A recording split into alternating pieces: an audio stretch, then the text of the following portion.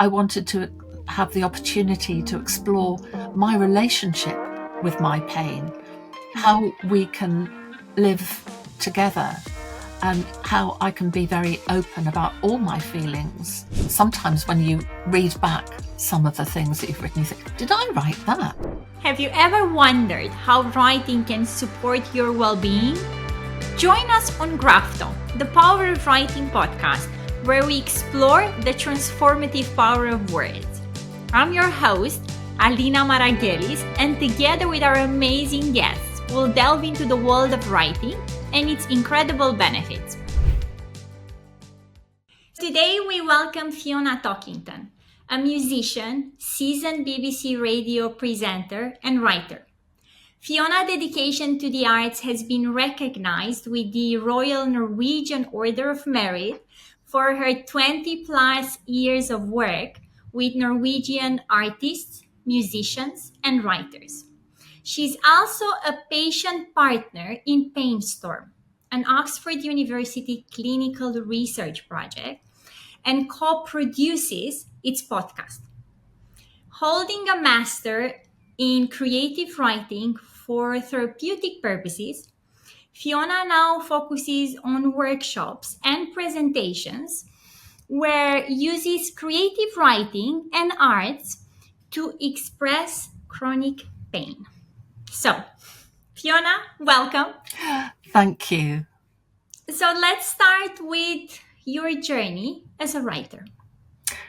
It's a very long journey and with many, many different paths. I'm sure as a child I used to write poems, little poems that are tucked away somewhere. But once I started my career as a radio presenter for BBC Radio 3, obviously I've spent years and years writing scripts for all sorts of different programmes. So volumes and volumes of all sorts of different writing, music presentation, drama, all sorts of things. And all the time just wanting time to explore my own self. Not that one isn't oneself on the radio, you very much are, but to explore different areas. And when I heard about the Creative Writing for Therapeutic Purposes course, I was quite intrigued. I felt it would bring together the possibilities of working with other people. And it was immediately, I think from day one of that course, realizing I could be myself. I could explore all these things. This was a very safe and inspiring group of people to be with. And so it proved to be, working on all sorts of things in all sorts of different ways. There were no limits at all, and holding that safe space with other people, for other people, and for myself, I was really able to open up in a way that I just hadn't before. We arrived year 3 at the dissertation. That was something very, very personal to me.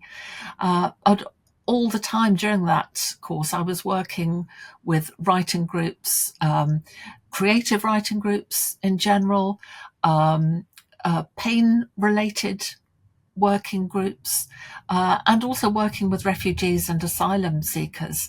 So getting a lot of experience working with people and finding my own path. So that's the journey so far. I think there are probably lots of roads still to explore. Yes, and impressive work as well. And if we're going a bit to your dissertation, and the title was The Silence of Pain and the Pain of Silence. And could you perhaps elaborate on the significance of silence in your work and how writing can help us perhaps bridge the gap between that internal experience and sometimes the pain that we experience and the external, its external communication? Yes, thank you. I think the title for me encompassed all sorts of things. First of all, really, as someone who's worked her whole life with music, I can't do anything without music being part of me, even if it's sitting on my shoulder. And it is. I can see at the back. Yeah, and yes, it's all around me. You can see. So music is going to be part of what I do. It doesn't have to be about music, but it's part of my DNA, if you like. And music, and by music I mean found sounds, all sorts of sounds of nature, but also the sound of silence. And absolute silence is a very rare thing, because there is always something in the atmosphere around us. So even if you sit and say, I want to be in silence, we very rarely are. There is the atmosphere, not to mention the invisible thoughts going around in our head. But it also relates to chronic pain, and the silence of other people because they don't understand you, the silence of ourselves because it's very hard to express pain. I think Virginia Woolf nearly 100 years ago wrote, when a young schoolgirl is in love, she's got Shelley and Keats and Shakespeare with wonderful words for her, but try to express pain and language at once runs dry. And I think maybe a lot of people can identify with that, because you go to the doctor or a clinician and you try to explain, and suddenly there's something about walking through those doors, and perhaps they want you to fill in a questionnaire. How is your pain on a scale of 1 to 10? But I'm not 2, I'm not 8, I'm not 8.5. And you want to say something like, but I feel like some wounded wildebeest being dragged through the plains, and with the raw wounds of cactus eating my skins. Or I have just sort of made that up. But That's wonderful. Very, very visual. Yeah. well, that's sort of what you want to say, that this is how I feel. Listen to me. I want you to understand. That means more to me, to my colleagues, to my family, than, oh, my pain was 8.5 today. So the silence is also part of that, that I'm trying to express myself, but I've got to fit in a different box. So that title I felt was very much me, and allowed me to go forwards with my exploration of, did my autoethnographic writing about living with chronic neuropathic pain as a result of breast cancer treatment. What would really focusing on that in expressive writing, what would it do for me, for others, for my whole communication of pain? So that was my exploration. And I know, for example, when I'm sad or when I'm in pain and I write, I feel better. So, what would you say was for you? I wanted, above all, to explore my relationship with my pain. I felt that you can become very angry with pain. You can become very disappointed with your body. It can be, there can be a lot of anger around. And I don't want to live with conflict in my body. I don't want to be on one side and pain on the other, and we're in battle with each other.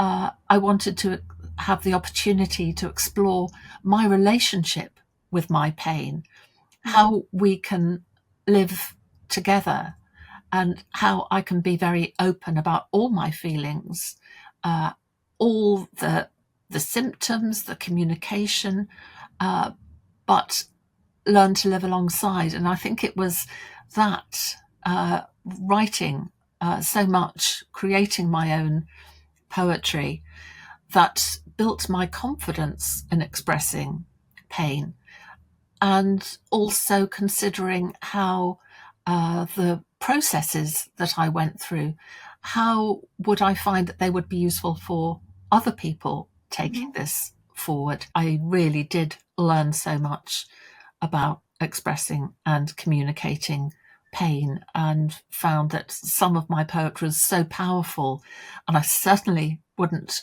have been able to do that without the freedom that I learnt about writing during the course.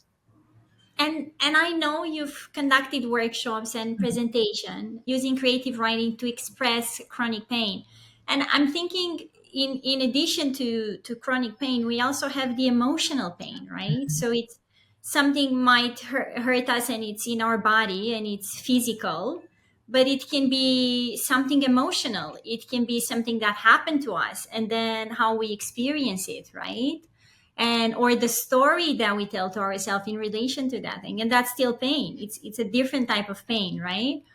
And in your workshops, what would you say were some of the benefits you observed when people were using writing to express different types of pains?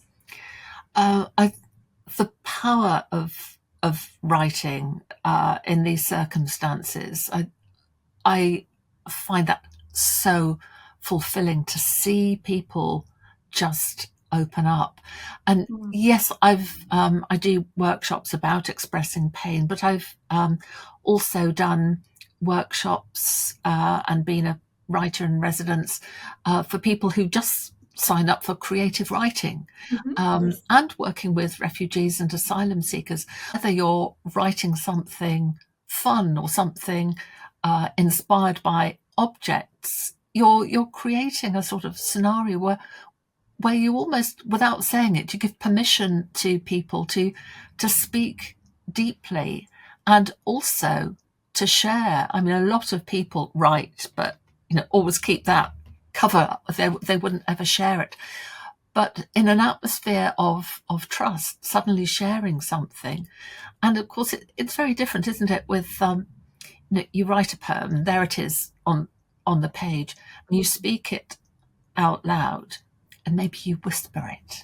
Maybe it's very gentle, but then maybe you become wild and you shout it and you walk around the room. That poem lives in so many different ways, and then if you can do that when writing things, you learn a bit more about what the poem wants to be and how you want it to be. So that's something I bring to the workshops. Working with workshops to do with chronic pain, of course, it is emotional pain alongside physical pain, and pain in all its shapes is something that everybody experiences in some form or other. So I like to give people the opportunity to write, but I say to them, writing doesn't have to be your neatest writing in your best notebook. I give out different types of paper, crinkly paper, thin paper, coloured paper, different shapes, glue, scissors, plasticine, all sorts of things. And say, you're writing, maybe you want to, for example, draw around your hand and again give a different emotion to each finger, and then see what you hold in the palm of your hand. Maybe you want to draw a bridge. Where is this going? And quite often I find that people,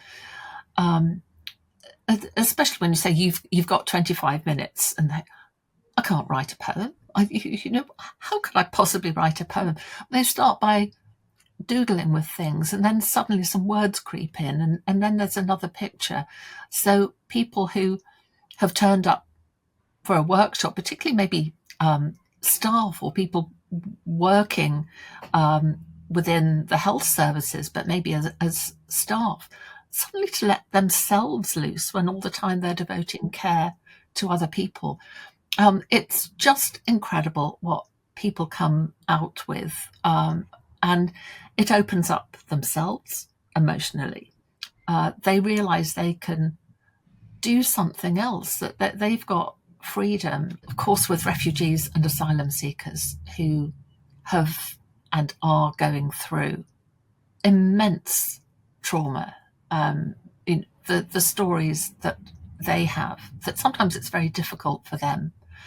But I do remember one of my early sessions with them. There's a little bag of words, and they write words, they put them in the bag, and then the bag goes round again, and they take 3 words out and say,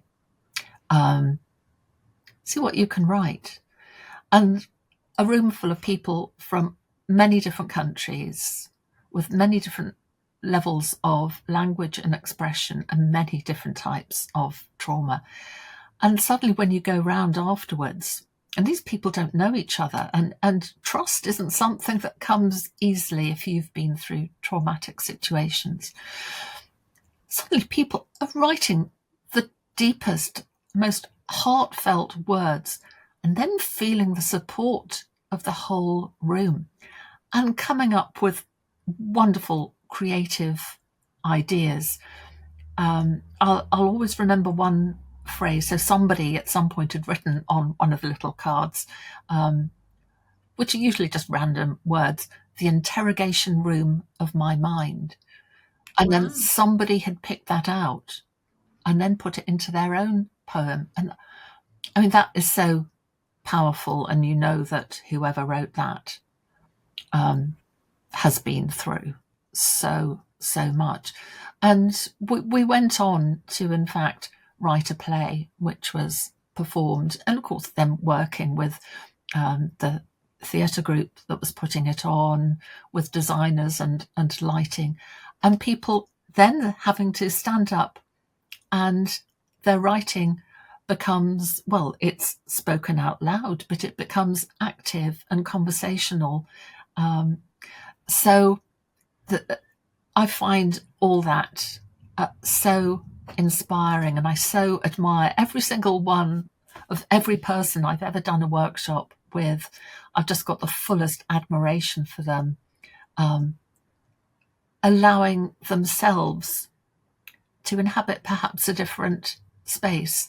And of course, we never know, do we, the lasting effect of people that we have only a brief encounter with. But so the power of writing to allow people to own that space for themselves, even for just a short while, I think there's nothing else like it. Yeah. And you mentioned that you mentioned the body at the beginning of our conversation. Does it help writing to connect perhaps with our bodies? I found that for me very therapeutic, to be aware of my body. Yes, absolutely. Because here I am in this space with my body. Here we are, and the focus on it. And for my dissertation, I sort of created a 12-room gallery. So each space was different. So there was a different poem in each room. But I did a lot of writing to music, not choosing a piece of music that I knew, but choosing something that perhaps I didn't know, and allowed myself to really be in that space. So my body and I, and my mind and I, and all of us were really both working hard, but also just letting things arrive. So I think summarizing things at the end was very much about, I wasn't expecting to have to feel this about my body so much. How I devoted time to words and structures and sentences and phrases and rhythms and all the things that go into poetry. They were really allowing me to converse with my body, but allowing my body to actually have a language of its own. Sort of, now my body can speak. Don't you tell me what you feel, but I'm saying what I feel. And the overall therapeutic, it wasn't that my pain went away, but it was that I had more control. I suppose it's a little bit like in poetry when you use a structure, whether it's sonnet or a haiku or a pantoum, maybe that's a way of bringing control when in so much of our lives we don't have control, whether it's an emotional or a physical or a relationship issue, being able to put that element of control because we've got a structure into our writing, that can be really releasing and therapeutic. So in all sorts of ways, the therapeutic issue is so strong. Yes, it's the feeling of control, right? Because that gives us that. And I think in our lives we don't have that in whatever happens around us. Yes. And yeah, that can be scary. Yes. But part of life, right? I think maybe, I don't know, maybe sometimes writing can even help us with that, to work with could structure that have control, but then as you were saying, to freestyle, to just write as we feel it in that moment. Yeah, I think it's fascinating because let's say you started with a structure and then you've obeyed the rules, you've done something and it's yours, but then you can go through it again and you can pick out a line or two or a word or two and just freeform with that and just where does this poem want to go? What could I do with it? I was running a workshop recently and I was talking about pain questionnaires and how filling them in, and back to what I was saying about we're not a number. My pain doesn't fit in a neat box, and somebody in the workshop used the paper to make a box, and reflected while making about what are we supposed to be in this box, and that's creativity in the moment. Just the way that things can go is quite extraordinary. You could then take, let's say you've had a sonnet, you've taken some words, you've created a free form. You could then draw a brick wall and pop a word on each brick. You could cut them out and then shuffle them around. You see, you get me talking like this, and then it doesn't stop. A poem just doesn't stop at the bottom of a page. That's just giving it life, and then allowing it to be all sorts of things, and each way is relevant for you at that moment, and it's also interesting to look back on. So maybe let's explore this a bit, because I think writing helps us a bit from a transformation and sometimes even healing. So when we look at some of the writings we wrote in the past, how is that helping us? I don't know if you feel the same, but sometimes when you read back some of the things that you've written, you think, did I write that? Yes. Yes, I do. and who was that? What was I thinking at the time?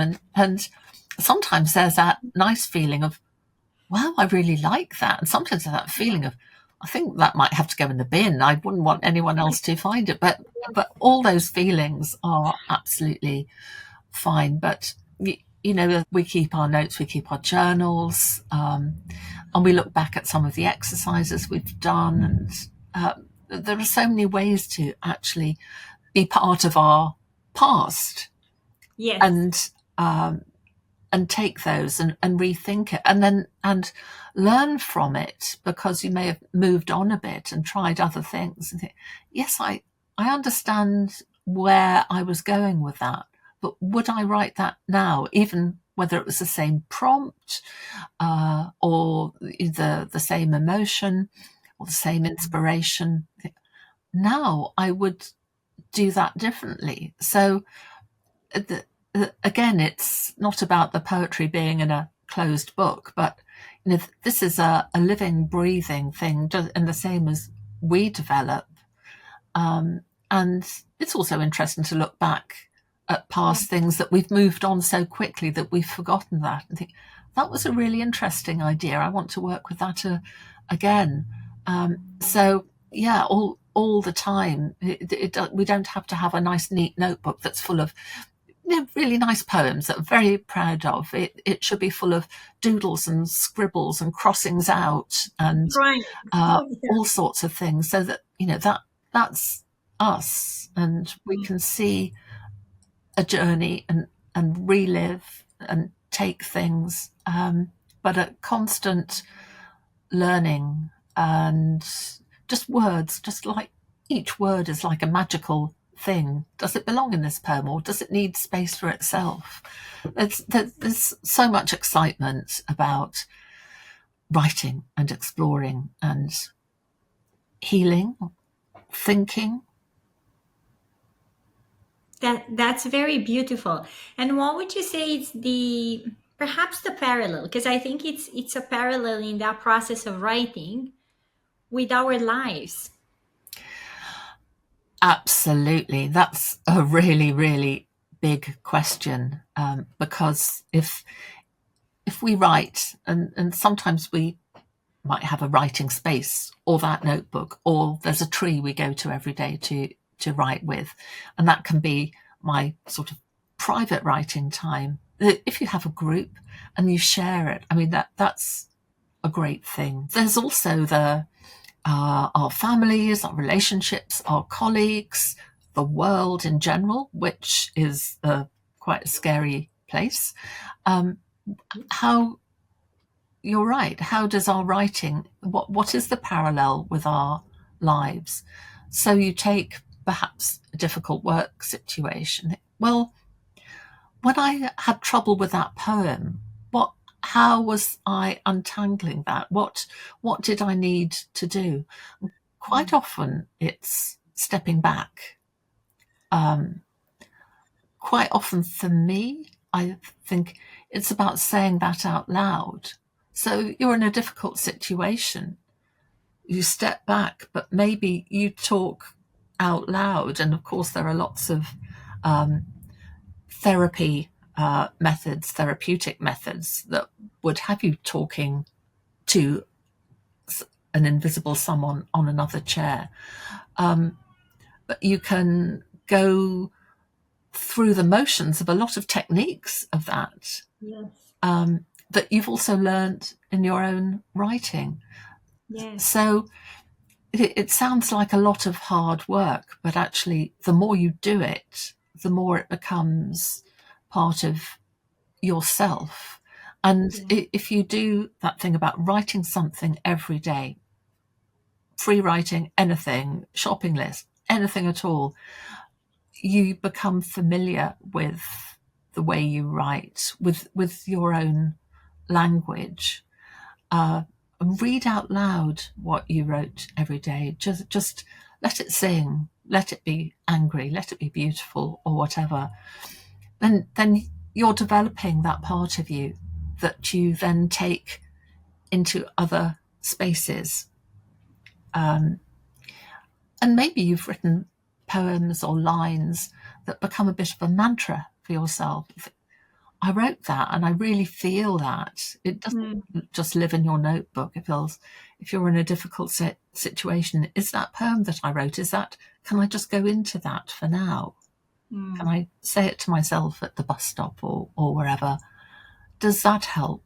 There are so many ways that are creative expressing, whether it's writing or art or dance, drama or music, that we can take with us. And I think it even makes us aware of perhaps our internal dialogue. Because I think when we put things on outside, we take them, because I find emotions, they are somehow in our body, but we're not so aware. But I think when we put them outside, when we write them, we create a bit of space that helps us somehow be aware of kind of what's happening, and creates I would say a learning, growth experience for us. Because yeah, we get to know ourselves. Even if we look like, did I write that? Yes. You Yes. but yes, so it's we start to know ourselves, I think, through writing. Yes, there's that journey where the words come in your mind and then they slither down your arm and through your fingers and into your pen and uh, I love your analogies. and into your notebook. And yeah, there is a sense of even now. Oh, did I write that now? Oh, that makes sense because this was happening in my life. And have the words I chosen, have they got a particular emotion for me? Why did I talk about chrysanthemums or roses? Why? Think about that. Your relationship with that flower. Where did that come from? Does that have meaning? And of course, lots of us turn to flowers in poetry. It's a big theme, but of course, all the emotive words. Um, but also realizing that sometimes when we write, we're writing as a wounded storyteller. To quote Arthur Frank's book, The Wounded Storyteller, that we are also that person. And what spills out of us, maybe we're surprised at what we've written, but it's also a message: be kind to yourself. What you've just written, take that time and that space to think, the person who just wrote that is expressing some sadness, something that they need caring for, and you are that person to care for them. Yes. So there's, in that sense, that is sort of, can be deeply therapeutic. It can also be quite upsetting to realize I've just expressed something in words that I wouldn't have dared to before, and it can trigger us in all sorts of ways. But I think you come back to the word compassion and Yeah. self-compassion. Don't run away from the poem. It's come from you. Breathe. Yes. Take some time. Be kind to yourself in the ways that you know, and yeah, maybe it's a way of realizing what we need for ourselves as well. So it can be quite private, but if you've got also people in your peer group who you really trust, and you learn to, and you're able to share something with them, what an incredible release it is, because in peer groups you're going through the same thing. You understand that power of self-expression. So yeah. And I think it helps with communication as well, right? Because I think once we are able to put it outside, to write it, then in a way we can communicate it. And before, perhaps we were not able to do that. Yes, I absolutely agree. And I think that's one of the big things that I learned through my dissertation was I've written these really powerful poems, and they came from me. I've developed my own language and ways of communicating about pain. So I can speak in these very powerful ways when I need to consult someone in clinical practice, or someone who really needs to understand what I'm going through. So it, in the outside world, it enhances our communication. We've written it down once, we've perhaps spoken it aloud or whispered it or sung it or walked it around our room or garden. So therefore, we're all the time, it's like going to the gym. It's a gym of words. We're building that muscle and that confidence to be able to use words in so many ways. Yeah, very, very beautifully said, Fiona. And in closing, what advice would you give to people who want to use writing to explore and communicate experience of pain or other challenging emotions? Find something that you would like to write with. And I was saying before, writing isn't necessarily about beautiful words in a neat notebook. Get a big sheet of paper, get big chalks, write one word. It all starts with one word. Screw up the paper, then smooth it out again, and you've made like a different landscape of the paper. You've got some mountains and valleys in it. Start with one word, 2 words, or play that game of put some words in a bag and draw them out, and just have fun. If it's, you might write something that makes you really laugh, then laugh. Yes. Or you might suddenly find, oh, wow, that reminds me of something. It might make you cry. Start with one word. And there are all sorts of exercises that 1 word on one line, 2 words on the next line, then 3 words, then 4 words. Just see what happens. There's no right and wrong. There's only you, some paper, or write in the sand, get stones, form words. Just see what happens, but enjoy it, I would say. Enjoy writing and see where it leads you. Oh, very well said, Fiona. Thank you for our rich conversation. I got lost. It was so personal. Oh. And and I loved your metaphors and done right on the spot. Very beautiful. And thank you for our time today. I'm looking forward to hear more about your work and the workshops that you're running. I've loved our conversation. It's so nice to exchange ideas, Alina, with you as a writer in a very similar vein. So I've just really enjoyed it, and thanks so much for inviting me. Me too. Thank you so much, Fiona. Thank you.